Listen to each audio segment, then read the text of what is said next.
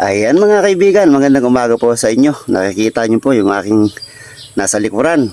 Yun po yung aking tanim na sitaw. Umaakit na po sila. Ngayon lilinisin natin yung paligid naman nila. Ayan ang bilis Ang bilis nilang umakyat dito sa ginawa nating gapangan nila. Tara, maglinis muna tayo.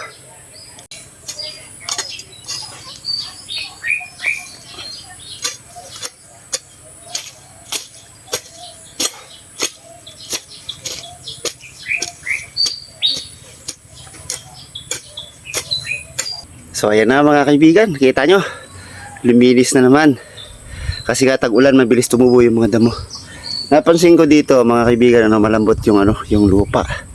May naisip akong itanim. Kukuha ko ng mga tangkay ng alugbati.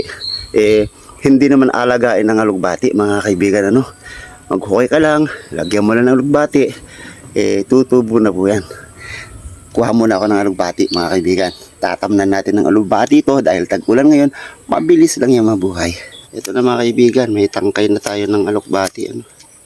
Itatanim na naman natin ito.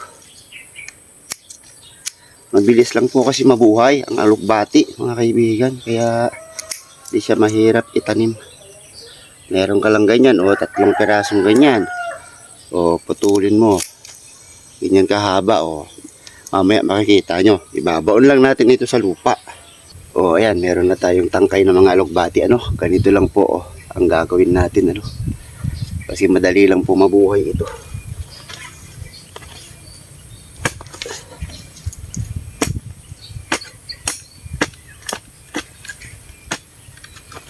Ang lambot ng lupa. Ngayon, babaon mo lang siya.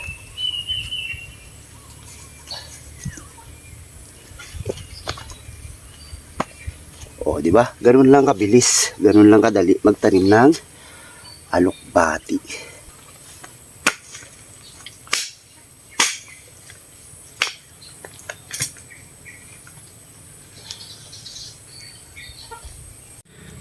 O, di ba? Ganyan lang kabilis magtanim ng ng alugbati, kasi basa yung lupa. O, di ba?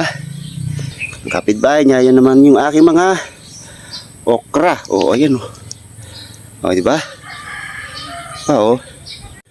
So ayan, nalinisan na natin yung area ng ating sitaw, Nakapagtanim pa tayo ng alugbati kasi malambot ang lupa ngayon. Ayun po yung dating mga tanim ko. Dun sa kabila naman, ayun. Meron pa pong nakukuha sa mga bunga nila.